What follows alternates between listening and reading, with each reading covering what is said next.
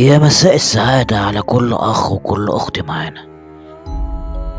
النهاردة جون حصل له موقف يوم رأس السنة. تعال نسمع مع بعض جون حصل له إيه وإيه اللي خلاه يعيش ليلة من أسود أيام حياته كلها في الرهب. يلا نسمع مع بعض ونسمي الله. جون بيقول إن هو خرج من أوضته الصبح بدري، هو لابس لبس التنكر بتاع الهالوين. كان متنكر في زي قطة ضخمة شكلها مضحك جدا. ليلة الهالوين كانت يوم 29 أكتوبر. لما فضل لابس اللبس يوم 30 أكتوبر كنت فاكر الموضوع مضحك شوية، خصوصا إن اللبس ده كان شكله ظريف جدا. وعدى اليوم عادي، كلنا بنضحك ونتريق على جون بصراحة وما زعلش من أي حاجة. بس بقى الغريب أكتر يوم 31 كان الموضوع يعني خلاص بدأ يبقى مش عادي أو مضحك في نفس الوقت. احنا مش عارفين نقوله ايه اللي هو لسه لابس لحد دلوقتي زي التنكر ده. وعدى الاحتفال والدنيا جميلة جدا وكلنا قعدنا نضحك على جون. جاء بقى يوم واحد في السنة لما خرج من أوضته الصبح كان الموضوع بقى ملهق أكتر. قلقنا. جون على فكرة كان زميلي في السكن، وهو على طول هادي وملوش أصحاب كتير، بس في العادي أصلا مش بيتكلم كتير وبيقعد على طول لوحده. لكن المرة دي بقى كان مختلف تماما، كان مخيف. الزي بتاعه كان وسخ، كان كله بقع. والمشكلة أكتر إن جون فضل أصلا لابس القطة الضخمة دي اللي شكلها نكتة قوي، بس المرة دي بقى اللبس كان مبقع وسخ جدا. والغريب كمان اللي احنا بنقول لجون اقلع بقى الحاجات دي، خلاص الحفلة انتهت وكل سنة طيب، السنة الجديدة خلاص مفيش رد. فانا قلت عادي بقى براحته، انا كنت بجهز نفسي عشان انزل اروح المحاضرة بتاعتي. لما شفت جون كده كان قاعد بيبصلي بصمت سألته انت مش وراك محاضرات النهاردة؟ هز كده راسه حتى ما كلمش، مفيش ولا كلمة، وعماله يبصله يهز راسه وخلاص. ايش؟ لكن لميت حاجتي كده وانا على الباب ووقفت كده بصيت له قلت له الموضوع بقى غريب يا جون، بدأت اخاف منك. قال لي كده بصوت ميت، او هو يعني صوته محشرك قوي. انا مبسوط كده. جون مصمم يكمل لعبته السخيفة اللي بقى دمها تقيل قوي. عدى اليوم وانا خلاص مشيت اصلا بقى، ما شغلتش بالي، هو حر في نفسه. لكن تاني يوم كنت بحاول اتجنبه بصراحة، لان ريحته عاد وحشة اصلا وعاد شكله وحش، والموضوع بقى تافه عشان ياخد باله اني متضايق منه. لحد ما تاني يوم بالظبط الايام بتعدي وانا قرفان منه، فهو بدأ يلاحظ. يوم 3 في الشهر الوضع بقى اسوأ، الريحة بتاعته بقت لا تطاق، حتى الفرو والقطة اللي لابسها دي اصلا اتقطعت تماما وبقى شكلها وسخ جدا، بقت قذرة بجد، ريحته استغفر الله العظيم. فانا بقى قلت لا ما بدهش، رحت انا متصل باخته بصراحة وشرحت لها الوضع. استغربت جدا وقالت له انه بطل يكلمها من يوم الهالوين اصلا، من يوم رأس السنة وبطل يكلمني، وفكرت ان هو مخاصمها. بس الوضع ده غريب جدا. قالت لي انها تتصل بيه وتعرف منه ايه اللي بيحصل بالظبط. كنت نايم لكن الريحة اللي بقت معفنة قوي، ريحة جون بقت قذرة جدا. بصيت قدامي لقيته واقف جنب السرير بيتفرج عليا وانا نايم، ولقيته واقف فجأة كده عمال بصلي بصلات، حتى انا خفت من شكله بصراحة. شكله وريحته بقت معفنة قوي، وشعره بقى منكوش كده وسايب دقنه، يعني شكله مخيف جدا. لما شافني صحيت وفتحت عيني قال لي من ورا الماسك اللي هو بتاع القطة ده لسه لابسه لحد دلوقتي. صوته مخيف جدا، صوته مش ده صوت صاحبي خالص. ملكش دعوة بيا، تتدخلش في حياتي تاني احسن لك. انا بصراحة بغضب كده وقلت له انت في ايه مالك؟ مردش عليا وعمال يقول لي ابعد عني وملكش دعوة بيا. صرخت فيه بقى وطردته بره، قلت له طب خلاص اتفضل بقى من اوضتي وخليك انت كمان في حالك وتوكل على الله. لكن بكل برود راح جاي ماشي، وقبل ما يقفل الباب وراه واقف وبصلي وبكل برود تاني وبصوت مخيف قال لي ما تتدخلش تاني في اي حاجة، خليك في حالك احسن لك. دي كانت اول مرة في حياتي احس بكمية من الرعب. شكل القطة اللي هو لابسها بقى مقرف جدا ومخيف في نفس الوقت. حتى صوته بقى لأ صوت تاني خالص، صوته بقى تخين جدا، معرفش هو جايب النبرات دي ازاي. حركاته الباردة حتى هو ماشي اكن حد بيزحف في الارض. ووقوفه يراقبني وانا نايم ده حاجة مخيفة بجد. تاني يوم بقى وانا في الكلية كنت بحضر محاضراتي الساعة 9 الصبح كالعادة بقى، لما 2 ضباط الشرطة دخلوا القاعة وسألوا عليا. وقفت كده عشان عاوزين يكلموني، فخرجنا كلنا للكافيتيريا وقعدنا سوا.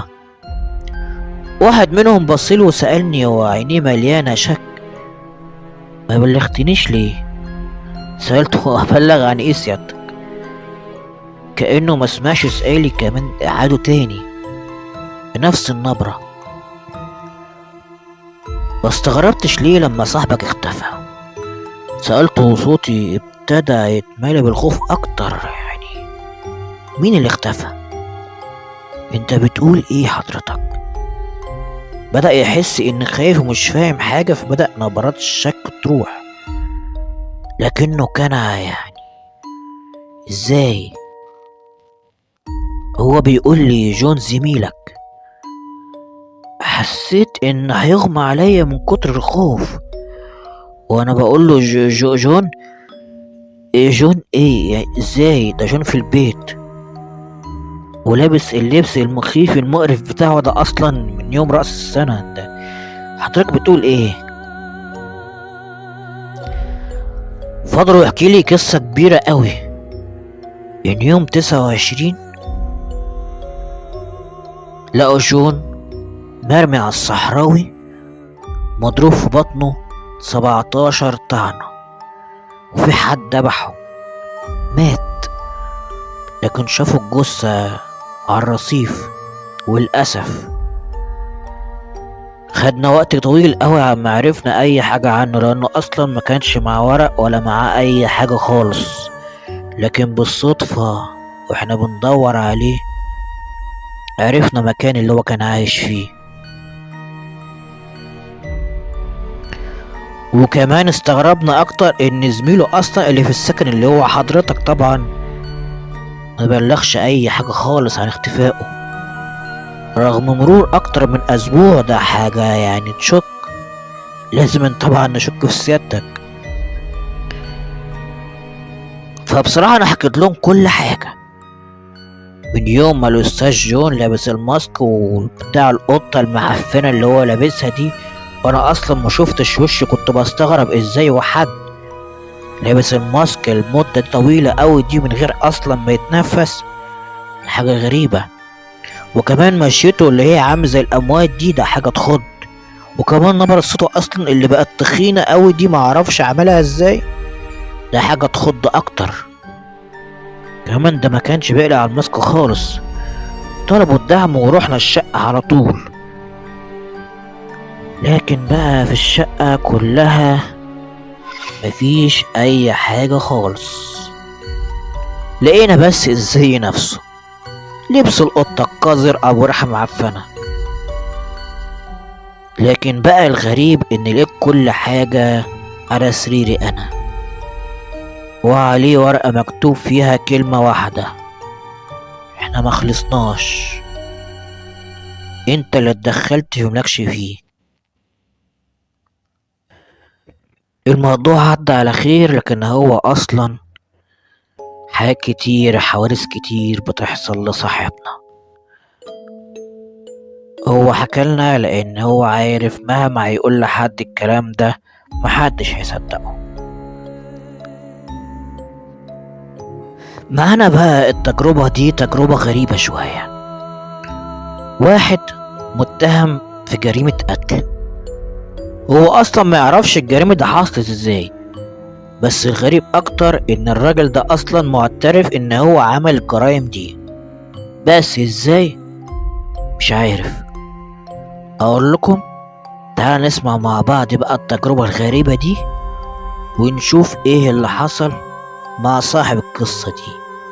خلي بالك عشان الناس اللي حكت لنا ناس موجودة فعلا.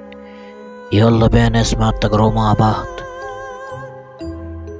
بص يا سيدي، اخويا عمدة في ناس او واحد متهم في 4 جرائم قتل. هما بيقولوا انها جرائم قتل، بس كلمة قتل مش هي الكلمة اللي احنا بنستخدمها لوصف اللي حصل. اللي كان وحش، كان مجنون. المفروض اكون متهم في 4 جرائم وحشية. قبل ما تفكروا كتير، انا اللي قتلت الناس دي، قتلتهم بالوحشية والغضب الجنون ده. انا معترف وانا اللي مبلغ عن نفسي اصلا. تسمعوني لما احكي الموضوع من اوله. الضحية الاولى كانت زميلي في الشغل، كنت بكرهه كده لله في لله بدون سبب. كان تخين وجسمه مش مظبط اصلا، كان شكله غلط كده في كله كده، كان كسلي جدا، يعني كان بيكسل حتى يعمل شغله. كنت انا دايما بتدبس في شغله، قلة شغله كان مبوظلي كل حاجة في الشغل. شكله بقى هو بياكل كان بصراحة بيعصبني جدا. انا عارف انه عايش لوحده. رحتله البيت بالليل ودخلت البيت بهدوء وطلعت السلم وقفت جنبه اتفرج عليه وهو نايم. كنت بحب العب لعبة حلوة اوي، يعني بص في لعبة بقى او مع الناس دي قبل ما اقتلهم بخنقهم، بشوف الخوف كده في عيونهم هو بيصحوا من النوم كده وما بيتخنقوا. بحب اتفرج عليهم، قمة الضحك والسعادة والرعب في نفس الوقت. نتفرج عليهم وانا بخنقهم قبل ما اقتلهم. بيحس كده ان حياته بين ايد حد تاني، ولما يقرب منه خلاص هيحس انه يودع ويقرب من موته. بسيبه يتنفس تاني، ياخد نفس عميق، ياخد نفس الاخير هو على سريره. حاول كده يزحف برا الأوضة، كنت عاوزه يقاومني، كنت عاوزه حتى يحاول يقتلني. كان بائس مثير للشفقة، كان عبيط. يلا وهو بيزحف كان عاوز يهرب مني. رميت جسمه فوقه، طلعت بقى السكينة الجميلة المتينة ولفيته كده على الأرض غصب عنه عشان أبص في عينه، ورحت مديله طبعا في رقبته وانا باصص كده في عينه دبحته. انا كنت مستمتع جدا. خلصت كنت لسه غضبان منه، حاسس كده بالجنون والغضب ان هو اصلا ما حاولش يقاومني، ما حاولش حتى يزقني. يلا انا بقى قطعت رقبته اصلا، قلت بقى افصلها عن جسمه. ركبت راسه كده على عصاية كده اتمقشة وحطيتها جنبي. دلوقتي انا قلت لكم اني بكتب شعر، ماشي؟ اسمعوا بقى انا قلت له ايه بعد ما قتلته. خدت رقبته وحطيتها كده على عصاية المقشة على كل حيطة من الأوضة. شعر مجنون عن القتل والدم والموت والخراب. سبت بقى البيت ومشيت رحت بيتي. كنت مفكر بقى ان هو هيرضيني، لكن الصبح لقيت نفسي جعان، عاوز اكتر، مش جعان اكل، لا. عارفين كده لما تقتل اول حاجة وقلبك بيموت؟ الشعور كان حلو. بالضحية التانية بقى اللي انا كنت عاوز اشوف نظرة الخوف والرعب في عينهم. في حد بقى كده كان عنده 40 سنة. الضحية دي بقى فاكر نفسه ان هو لسه عنده 18 سنة، مش عاوز بقى يقتنع اللي هو بدأ يكبر. مفكر نفسه كده مراهق وبيعاكس بنت، او من الاخر مش سبب ان هو ما بيسيبش اي بنت ماشية في الشارع او اي ست غير ان هو يقف لها على اول الشارع وهي جميل هي عسل ويحاول يمد ايده كمان. الحاجة دي بصراحة كانت بتضايقني جدا. فضلت اراقبه لحد اسبوع بحاله لحد طبعا لقاني فوقه وهو نايم بخنقه زي العادة. عينيه فتحت، بيضرب الهوا بايده، ده متخلف كمان، مش عارف ايه اللي بيحصل. وسيبته ياخد النفس الاخير قبل ما اخلص عليه. مد ايده كده وجاب مضرب اللي هو العصاية البيسبول بتاعت سيادته او الحديدة اللي هو كان مخبيها، وحاول يضربني كده او حاول يتخلص من اللي بيحصل له. هتصدقوا انا قد ايه كنت سعيد بالمقاومة دي؟ اخيرا جو المغامرة بقى والاكشن بتاع الافلام ده. اتفاديت الضربة وطلعت السكينة. 10 دقايق بالظبط كان مرمي على الارض زي الكلب. انا اسف.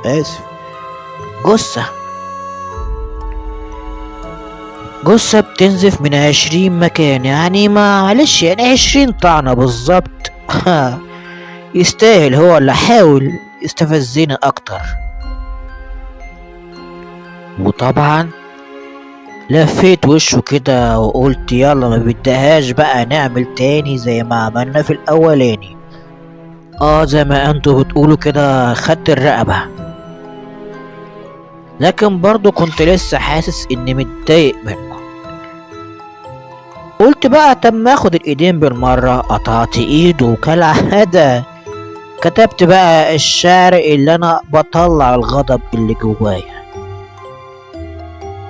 لكن المرة دي بقى وانا بكتب بدمه بصراحة حسيت كده احساس حلو قوي. انا خدت ايده قعدت اعكها كده بالدم واكتب على الحيطان بقى كلمات بقى تطلع الغضب اللي جوايا. يلا رزقه، اديني كده ريحته وريحت البنات من كمية التحرش اللي هو كان بيعملها في يوم في الشارع. انا قلت كفاية بصراحة بقى، كفاية كده خلاص، كفاية 2. لكن الشعور نفسه كان جوايا مضايقني. انا عاوز كمان، انا جعان متشوق، عاوز اعيش المغامرة. بص بقى يا سيدي، في بقى بنت بتجري كل يوم الصبح تحت بيتي. هي بنت بصراحة حلوة جدا، يعني بنت شديدة قوي. اسمها كده ما شاء الله، جسمها حلو جدا، صحتها حلوة، هتبقى مغامرة جامدة.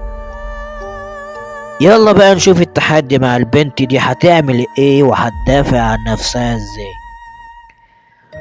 صحيت كده من النوم على ايدي بتخنقها لا يا حبيبي، مش انا اللي صحيت، ده اتفاجأت زي الباقيين بالظبط. بصت لي بغضب ومسكت ايدي بعدتها. كانت طبعا اقوى مني. البنت طلعت بتعرف ازاي تدافع عن نفسها، كانت قوية جدا. ضربتني بقى برجلها كده زي بتوع المصارعة بالظبط اللي بتشوفه في الافلام، ورمتني بعيد.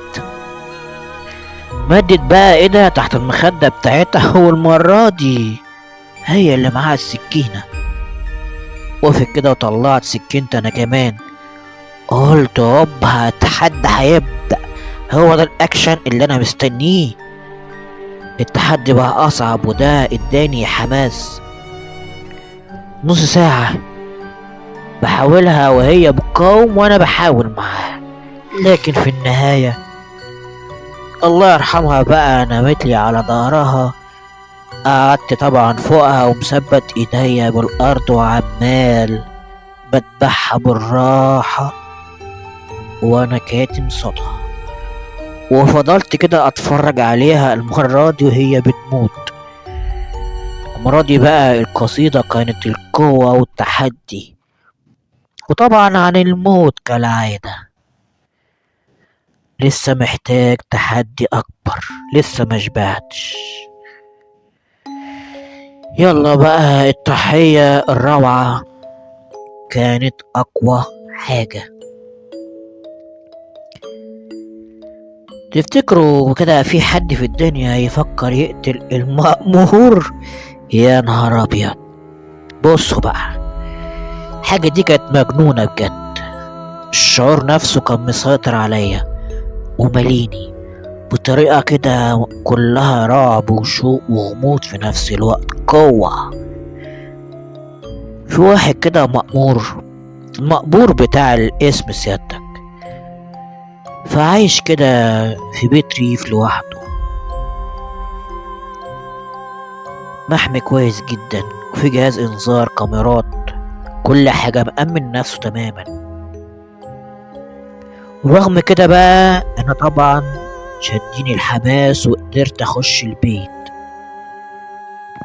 بوظتله كل حاجة، بوظتله الكاميرات وبوظتله الانذار، وبرغم كده يلا حظه بقى. الراجل ده كان قوي جدا، صحته حلوة قوي. قومني بقى عشان هو اصلا مفروض اتعود على الحرامية والكلام ده كله. ضربني كتير بصراحة، ساعتين بحالهم واحنا الاتنين بنضرب في بعض. بعدها كنت مرمي على الارض مش قادر اتحرك، هو واقع قدامي جثة، تعبان جدا مش قادر بصراحة. الراجل كان قوي بس يلا نصيبه. اول مرة اتعب بالمنظر ده. كنت فرحان جدا المرة دي لاني لقيت حد فضل يعني يتحداني وقدر يقف قدامي. بس انا كده يعني مشبعتش. قلت بقى ما اتسلى على ده، اخد بقى الضحية دي واتسلى عليها. انا ما عملتش فيه حاجة كتير، يا دوب قطعته بس، يا دوب يعني خدت ايد كده وصبع كده، ايد اليمين لوحدها، الصبع لوحده، الضفر لوحده، الرجلين بقى لوحدها، وحلقت له طبعا زيرو، يعني دلعته كده. بعد لما خلصت خلاص بقى وقطعت كل حتة لوحدها، فقلت بقى ايه يا سيدي، اتصل بالشرطة. وبلغت عن نفسي لمدة، يعني قلت لهم اللي انا عملت حاجة، انا حسيت اصلا اللي انا بعمله ده هبل او جنون، لكن الشعور اللي جوايا راح خلاص. وثانيا اصلا لما نازل لقيت في كاميرا صورتني وصورت كل حاجة، فخلاص كده اعرف اروح فين، ما كل حاجة خلاص اتعرفت. الحكومة جت قبضت عليا، وانا بقى قلت اعترف وما اتعبهمش ولا اتعب نفسي، كده كده خلاص ما الكاميرا مصوراني وانا بقطع الراجل. اعترفت بقى على نفسي في كل حاجة في المحكمة، والقاضي بيسألني تقول ايه عن كل اللي انت عملته؟ ابتسمت وقلت للقاضي انا معترف بكل حاجة يا سيادة القاضي، انا قتلتهم. سألني ليه؟ قلت له مش عارف، احساس كده انك تبص في عين حد وهو بينزف، والأول كان يستاهل إنه يموت. التخين ده كان مبهدل نفسه، هو أصلا كان عايش ميت. كان يصحى ولحد المصاحي يفضل ياكل لحد ما ينام، حتى شغله كان بينام فيه. ما كانش أصلا يعرف أي حاجة من أي حاجة خالص، هو عايش بس عشان ياكل وبس. يعني تقريبا أنا رحمته من العيشة القذرة اللي هو كان فيها. والتاني بقى كان يستاهل أكتر وأكتر، مفيش واحدة قدرت تهرب منه، مفيش واحدة إلا كان يعكسها وساعات يمد إيده عليها. وكل ما حد يروح يشتكيه ما يعرفوش يمسكوا حاجة، لأن طبعا البنت بتتكسف اللي هي تقول اتعمل فيا حاجة، أو الست تقول أنا هفضح نفسي. وبالتالي كان بيطلع ما عليهوش أي حاجة خالص، وكان بيستمر كل يوم يشوف بنت حلوة يتحرش بيها. وساعات كانت بتوصل لدرجة إن هو كان بيعتدي على البنات غصب عنهم.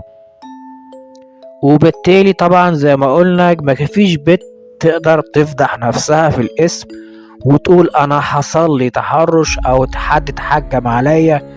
والست طبعا عشان جوزها وأهلها هتتفضح، جوزها يطلقها، وبالتالي كان يستاهل يموت. خدت حق ناس كتير قوي.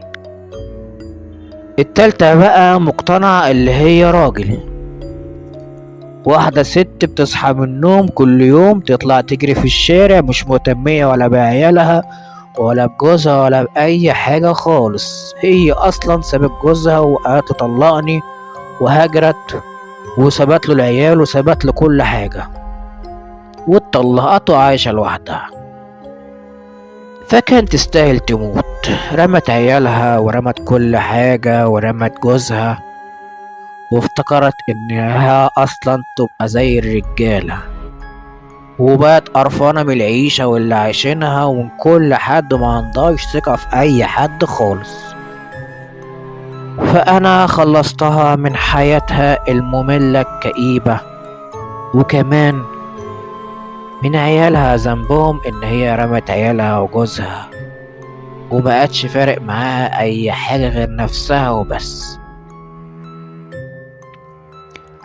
والرابع حضرتك كان ظالم، كان اي حد ما يعجبوش في الشارع يلبس له اي مصيبة ويحبسه. كان اي حد بس يزعق له او يزعق لحد قريبه او يعمل اي مشكلة يلبس له قضية كده ويجيب له شوية مخدرات ولا سلاح يلبسها له ويدخله السجن 10-20 سنة. ولو حد عاوز بقى يشتري بيت غصب يقول له تعالى وياخد فلوس رشاوي، وممكن يحبس صاحب البيت نفسه لحد ما يقول له خلاص انا موافق على البيع. فالرابع كان يستاهل، ياما حبس ناس ظلم، ياما خد حاجات من ناس عشان يوديها لناس مقابل بس شوية فلوس. فكان يستاهل الرابع كمان يموت. ولو ما كانتش الكاميرات صورتني كنت انا اشوف ضحية جديدة تستاهل الموت. وكل دول لو كانوا دخلوا هنا كانوا هيطلعوا، لان ما عليهمش اي ادلة خالص. فانا قررت بقى ان انا اخد حق الناس دي كلها. والقاضي دلوقتي ما اعترفش باي حاجة من اللي انا قلتها طبعا، لان ده مش مبرر كافي. بس بقى المحامي طلع ان انا مجنون. اللي حكالنا القصة دي دلوقتي في مستشفى المجانين، واللي حكالنا واحد موجود وهو اللي شاف بنفسه كل ده، وهو واحد من الناس اللي صور وعمل تحقيق صحفي مع الأخ ده. تجارب حقيقية على لسان ناس فعلا عايشة وسطنا. استنونا ومغامرة جديدة مع قناتكم، قناة قصص عماد. السلام عليكم.